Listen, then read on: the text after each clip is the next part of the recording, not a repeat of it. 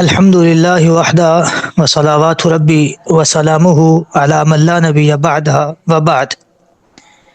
ہم میت کی تجہیز و تکفین کے مسائل پڑھ رہے تھے۔ آج 10واں مسئلہ ہے، صفحہ نمبر 29 پہ، پیج 29، اور مسئلہ ہے 10واں۔ عاشراً، شیخ فرماتے ہیں، لا یجوز، جائز نہیں ہے، لأہل المیت، میت کے گھر والوں کے لیے، ان یصنعوا، کہ وہ بنائیں، طعاماً، کھانا، للناس، لوگوں کے لیے۔ میت کے گھر والوں کے لیے یہ جائز نہیں ہے کہ وہ لوگوں کے لیے کھانا بنائیں۔ جاہلیت میں یہ رواج تھا کہ جب کوئی بندہ فوت ہو جاتا تو وہ لوگ کئی کئی دن تک کھانا بناتے، اور کھانا بنانے کے بعد باقاعدہ اناؤنس کیا جاتا کہ فلاں شخصیت فوت ہو گئی تھی، اس کے گھر کھانے کی دعوت ہے، لوگ آتے اور کھانا کھاتے، اور وہاں پھر اس کے فضائل و مناقب بیان کیے جاتے کہ یہ بڑا عظیم بندہ تھا اور اس کے کارنامے اتنے بڑے بڑے ہیں۔ تو کئی دن تک یہ سلسلہ باقاعدہ چلتا رہتا، وہاں جانور ذبح ہوتے رہتے اور لوگ وہاں آ کے کھانا کھاتے رہتے۔ اس چیز سے اسلام نے منع کر دیا، اس کو نیاحہ قرار دیا، جس کو ہم اردو میں نوحہ کہہ لیتے ہیں۔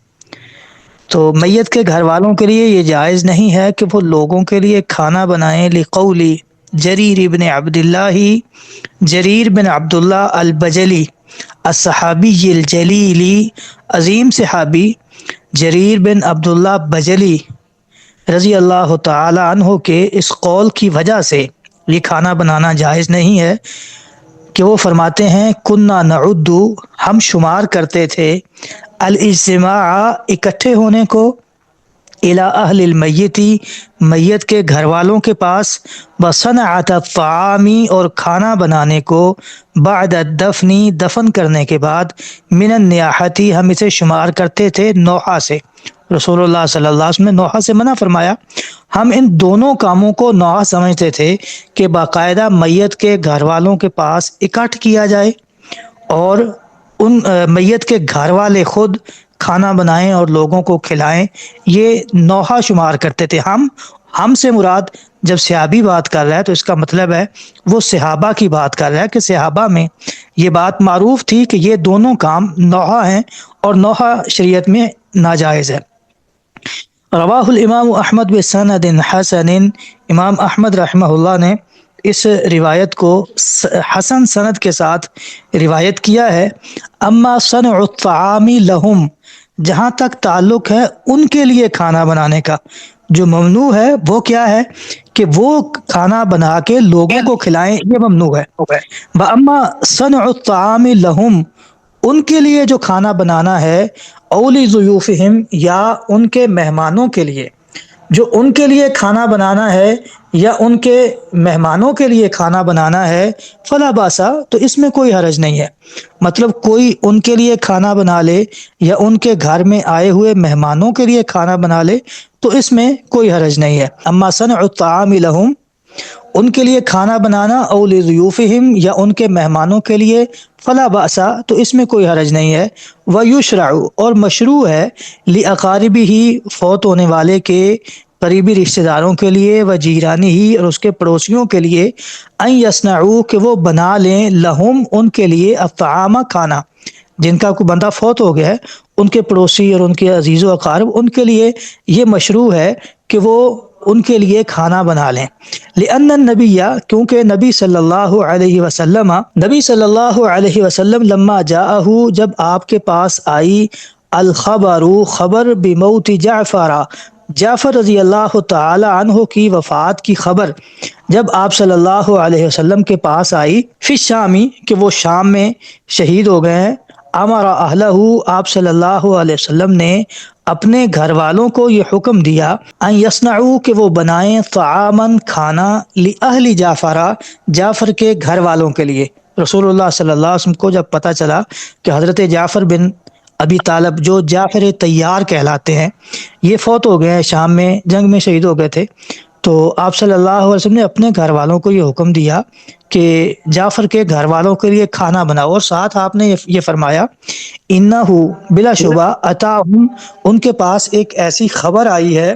اشغلہم، جس نے انہیں مشغول کر دیا ہے۔ آپ صلی اللہ علیہ وسلم نے فرمایا کہ ان کے لیے تم کھانا بناؤ، ان کے پاس ایک ایسی خبر آئی ہے جس نے انہیں مشغول کر دیا ہے، مطلب وہ مصروف ہو گئے ہیں، افسوسناک خبر ایک ان کے پاس پہنچی ہے جس کی وجہ سے وہ مصروف ہو گئے ہیں، مشغول ہو گئے، تو ان کے لیے کھانا بناؤ۔ ولا حرج علی اہل المیت، اور میت کے گھر والوں کے لیے کوئی حرج نہیں ہے، ان یدعو، کہ وہ بلا لیں، جیرانہم، اپنے پڑوسیوں کو۔ کسی نے ان کے لیے کھانا بنایا ہے یا ان کے مہمانوں کے لیے کھانا بنایا ہے اور ان کے گھر میں لے آیا ہے، تو اب میت کے گھر والوں کو لگتا ہے کہ کھانا زائد ہے، تو کوئی حرج نہیں، ان یدعو جیرانہم، کہ وہ اپنے پڑوسیوں کو بلا لیں، او غیرہم، یا کسی اور کو بلا لیں، للاکلی، کھانے کے لیے، من الطعام، اس کھانے سے، المہدی الیہم،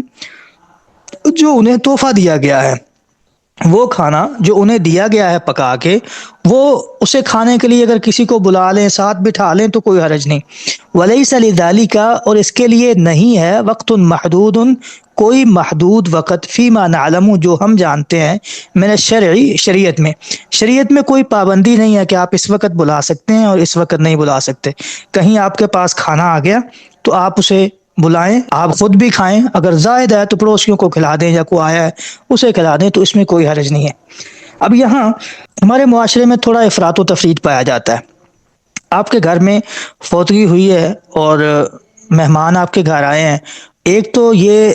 ٹرینڈ ہے ہمارے ہاں کہ باقاعدہ جنازے میں اعلان کیا جاتا ہے کہ کوئی بھی بندہ کھانا کھائے بغیر نہ جائے، یہ غلط طریقہ ہے۔ آپ خود کھانا بنا کے لوگوں کو نہ کھلائیں، کوئی کھانا لے آیا تو وہاں جو کوئی موجود ہے، کوئی کھانا کھانا چاہتا ہے تو کھا لے، لیکن باقاعدہ لوگوں کو فورس کرنا اور باقاعدہ اس بات کا اہتمام کیا جاتا ہے کہ جس گھر میں فوتگی ہو گئی ہے، اب 2 4 دن اس کے جو قریب قریب اس کے رشتہ دار ہیں، اس کے پڑوسی ہیں، وہ اپنے گھروں میں بھی کھانا نہیں پکاتے، وہ اتنے دن کھانا ان کے گھر چلتا رہتا ہے، یہ رویہ غلط ہے۔ ہاں، آپ کے گھر میں کوئی کھانا لے کے نہیں آیا، آپ کے مہمان آئے ہوئے ہیں، کسی نے آپ کو کھانا نہیں دیا، تو آپ اپنے گھر میں بھی پکا لیں، تو منع نہیں ہے۔ ہمارے ہاں یہ معروف ہے کہ اگر کسی کا کوئی فوت ہو گیا تو اتنے دن ان کے گھر آگ نہیں جلائی جا سکتی، ان کے گھر سیدھی چارپائی پہ بیٹھا نہیں جا سکتا، یہ ساری جہالت کی باتیں ہیں۔ آپ دوسروں کو چاہیے کہ آپ پہ ایک غم آ پڑا ہے، دوسروں کو چاہیے کہ وہ آپ کے لیے کھانا بنا کے لے آئیں، لیکن اگر کوئی نہیں لے کے آتا تو آپ کے گھر میں کھانا پکانا ناجائز نہیں ہو گیا۔ آپ اپنے گھر میں کھانا پکائیں اور جو مہمان آیا ہے اسے کھلائیں، یا دوسرے اگر لے آتے ہیں تو آپ کے جو مہمان آئے ہوئے ہیں آپ انہیں کھلا سکتے ہیں۔ 11، 11واں مسئلہ ہے عدت کا، اس کا سوگ کا۔ لا یجوز، جائز نہیں ہے، للمرأتی، عورت کے لیے، الاحداد، سوگ منانا، علی میت، کسی بھی میت پر، اکثر من 3 ایام، 3 دن سے زیادہ۔ کسی عورت کے لیے یہ جائز نہیں ہے کہ وہ کسی میت پر 3 دن سے زیادہ سوگ منائے۔ اس کا کوئی بھی فوت ہو گیا، باپ فوت ہو گیا، بھائی فوت ہو گیا، بیٹا فوت ہو گیا، قریبی رشتہ داروں میں سے اس کا کوئی بھی فوت ہو گیا، وہ 3 دن سے زیادہ سوگ نہیں منا سکتی، الا علی زوجہا، مگر اپنے شوہر پر۔ شوہر پر عورت 3 دن سے زیادہ سوگ منا سکتی ہے، کتنا؟ فَإِنَّهُ يَجِبُ عَلَيْهَا، پس بے شک اس پہ واجب ہے، ان تحد، کہ وہ سوگ منائے، علیہ، اس پر، 4 اشہر، 4 مہینے، و10 اور 10 دن۔ اور کسی کا سوگ وہ 3 دن سے زیادہ منا نہیں سکتی، اور شوہر کا 4 ماہ 10 دن سے کم نہیں ہوگا۔ 4 ماہ 10 دن وہ شوہر کا سوگ منائے گی۔ سوگ منانے سے کیا مراد ہے؟ 4 ماہ اور 10 دن وہ کوئی خوبصورتی اختیار کرنے والا کام نہیں کرے گی، زیور نہیں پہنے گی، کوئی مہندی وغیرہ یا اس طرح کا کوئی بھی خوبصورتی والا کام جو عورتیں کرتی ہیں زیب و زینت کے لیے، وہ نہیں کرے گی۔ اور اس دوران وہ شادی نہیں کر سکتی، نکاح نہیں کر سکتی، منگنی نہیں کر سکتی، ایون کسی جگہ پہ رشتے کی بات بھی نہیں چلائی جا سکتی، یہ سب کچھ اس کے بعد ہوگا۔ الا، مگر، ان تکونا، یعنی عورت کی عدت ہے 4 ماہ 10 دن، ان 4 ماہ 10 دن میں وہ سوگ کی حالت میں رہے گی، کوئی زیب و زینت خوبصورتی کچھ اختیار نہیں کرے گی، الا، مگر، ان تکونا، یہ کہ وہ ہو، حاملاً، حاملہ، اگر وہ پریگننٹ ہے، فَإِلَى وَضْعِ الْحَمْلِ، تو اس کا سوگ اور اس کی عدت دونوں کام ہیں، إِلَى وَضْعِ الْحَمْلِ، اس کا وہ حمل وضع ہونے تک، اس کا بچہ پیدا ہونے تک، اس کا جب بچہ پیدا ہو گیا وہ اپنی عدت سے اور اپنے سوگ سے نکل جائے گی۔ اس کا آج شوہر فوت ہوا، کل اس کا بچہ پیدا ہو گیا، اس کی عدت بھی ختم، اس کا سوگ بھی ختم۔ وہ آگے شادی کرنا چاہے تو کر سکتی ہے۔ اگر اس کا شوہر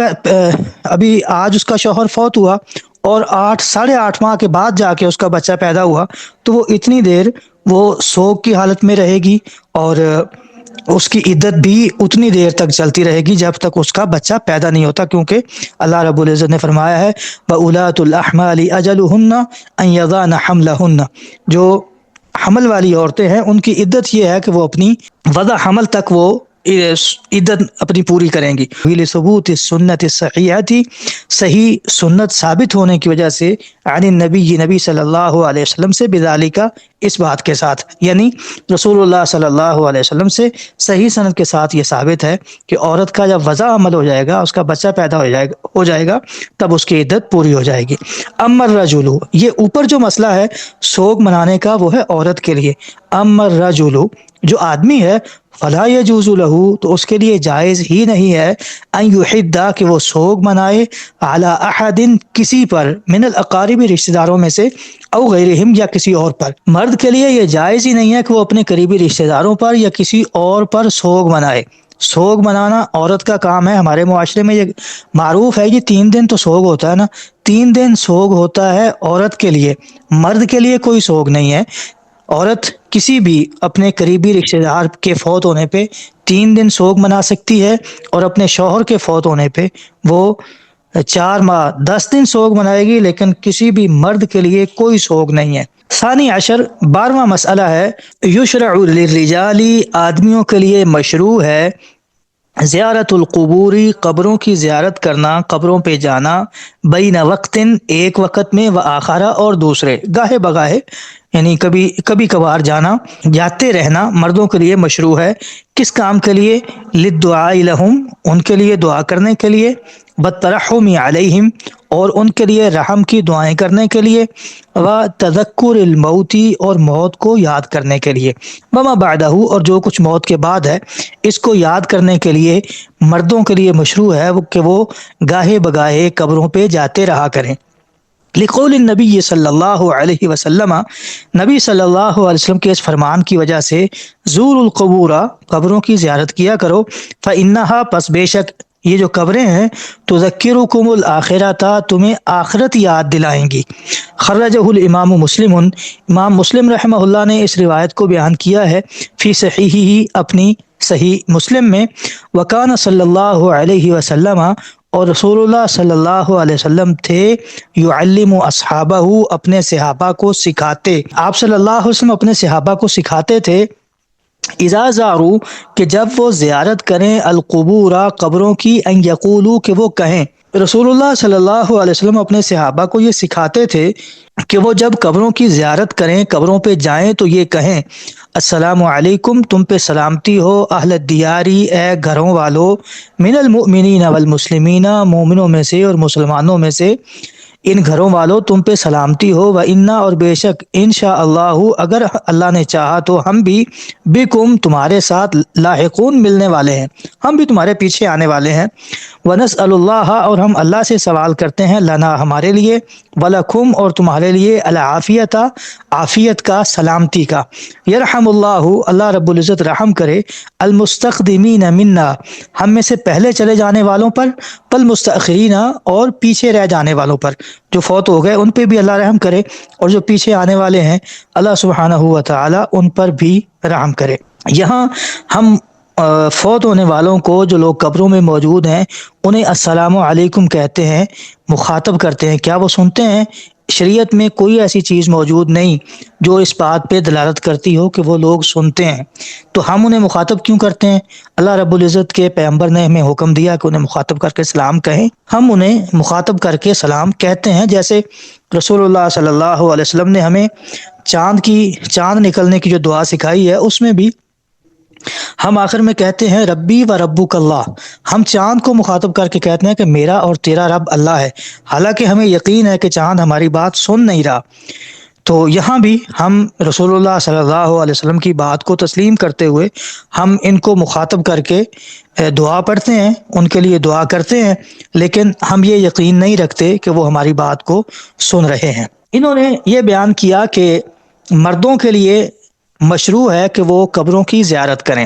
ان کا موقف یہ ہے حنابلہ کا کہ امن نساء جو عورتیں ہیں فلیس لہن ان کے لیے نہیں ہے زیارت القبوری قبروں کی زیارت، عورتیں قبروں کی زیارت نہیں کر سکتی، لأن رسول صلی اللہ علیہ وسلم کیونکہ رسول اللہ صلی اللہ علیہ وسلم نے لعنا لعنت فرمائی ہے زائرات القبوری قبروں کی زیارت کرنے والیوں پر، قبروں پہ جانے والی عورتوں پہ رسول اللہ نے لعنت فرمائی ہے، ولی انہن اور کیونکہ جو عورتیں ہیں یخشا ڈر ہوتا ہے من زیارتی ہن